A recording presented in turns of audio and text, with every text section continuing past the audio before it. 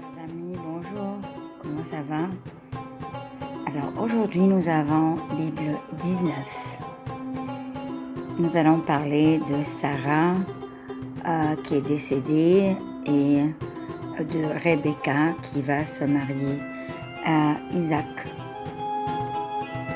Suivez-moi. Sarah vécut 127 ans. Elle mourut à Kirias Arba, c'est-à-dire à Hébron, dans le pays de Canaan. Abraham s'y rendit pour le deuil et les lamentations.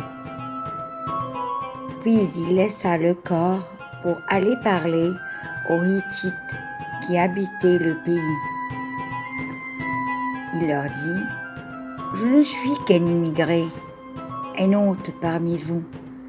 Accordez-moi d'acquérir chez vous une propriété funéraire où je pourrai enterrer cette morte. » Les Hittites répondirent à Abraham : « Écoute mon Seigneur, tu es au milieu de nous, un prince de Dieu. Ensevelis ta morte dans le meilleur de nos tombeaux. Aucun d'entre nous ne te refusera son tombeau pour y ensevelir ta morte. » Abraham se leva et se prosterna devant le peuple de ce pays, les Hittites. Puis il leur parla en ces termes : « Si vous acceptez que j'ensevelisse cette morte, alors écoutez-moi. Intervenez pour moi auprès d'Éphron, fils de Sohar, pour qu'il me cède la caverne de Macpéla, qui lui appartient et qui se trouve au bout de son champ. Qu'il me la cède contre sa valeur en argent, comme une propriété funéraire au milieu de vous. » Éphron était assis parmi les Hittites. Éphron le Hittite répondit à Abraham de façon à être entendu des Hittites et de tous ceux qui entraient par la porte de la ville. Il dit : « Non, mon Seigneur, écoute-moi. Le champ, je te le donne, et la caverne qui s'y trouve, je te la donne. Aux yeux des fils de mon peuple, je te la donne. Ensevelis ta morte. » Alors Abraham se prosterna devant le peuple du pays. Il parla à Éphron de façon à être entendu par le peuple du pays. Il dit : « Si seulement tu voulais m'écouter, je te donne l'argent pour le champ. Accepte-le de moi, et là j'ensevelirai ma morte. » Éphron répondit à Abraham : « Écoute-moi, mon Seigneur, un terrain de 400 pièces d'argent, qu'est-ce donc entre toi et moi? Ensevelis donc ta morte. » Abraham écouta Éphron et pesa pour lui l'argent dont il avait parlé, de façon à être entendu des Hittites. 400 pièces d'argent au taux du marché.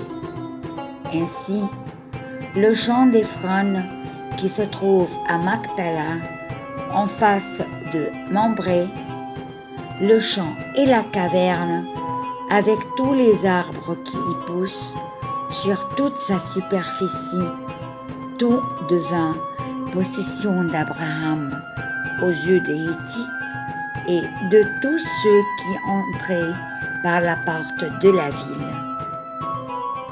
Après quoi, Abraham ensevelit sa femme Sarah dans la caverne du champ de Macpéla, qui est en face de Mambré, c'est-à-dire à Hébron, dans le pays de Canaan. Ainsi donc, les Hittites garantirent à Abraham la propriété funéraire du champ et de la caverne qui s'y trouve. Abraham était vieux, avancé en âge, et le Seigneur l'avait béni en toutes choses. Abraham dit au plus ancien serviteur de sa maison, l'intendant de tous ses biens, « Je te fais prêter serment par le Seigneur, Dieu du ciel et Dieu de la terre.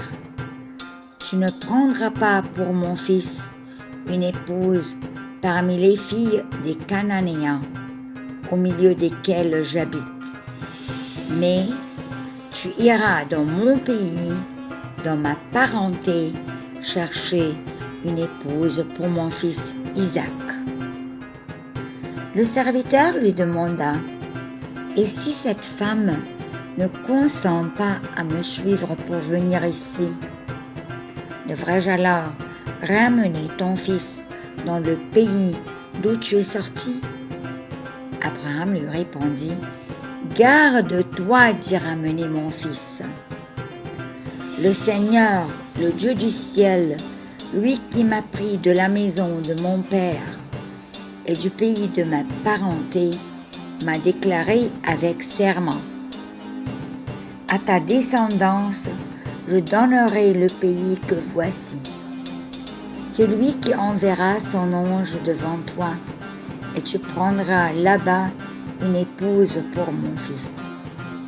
Si cette femme ne consent pas à te suivre, tu seras dégagé du serment que je t'impose.